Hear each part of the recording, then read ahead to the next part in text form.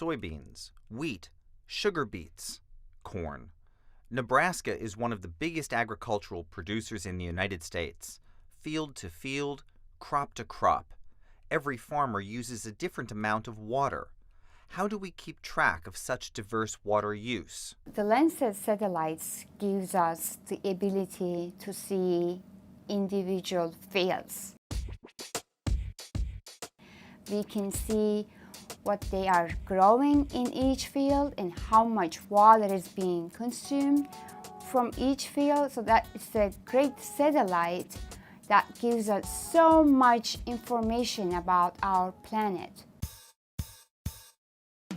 We use what we call a surface energy balance.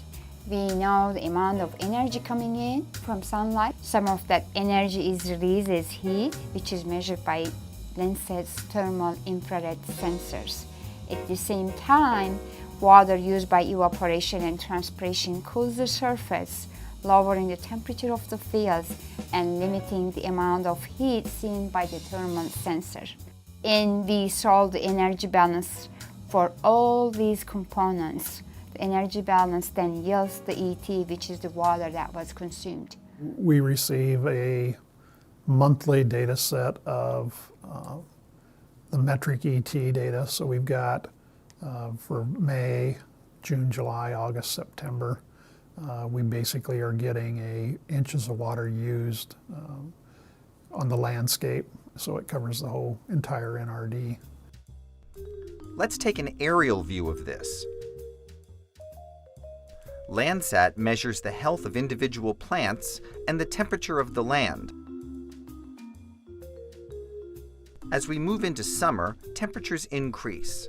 Irrigated fields look cool because water evaporates from the soil and transpires from the plants. You can see ET peak midway through the growing season when corn needs the most water.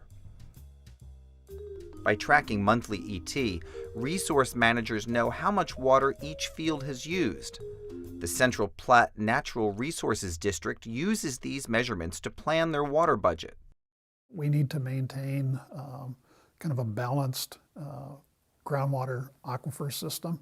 We don't want to deplete it. We don't want to overfill it. Of course, if you overfill it, it runs out. But yeah, that's our goal, is to maintain the large amount of irrigation we have here in the valley, and being able to do that on a sustainable basis.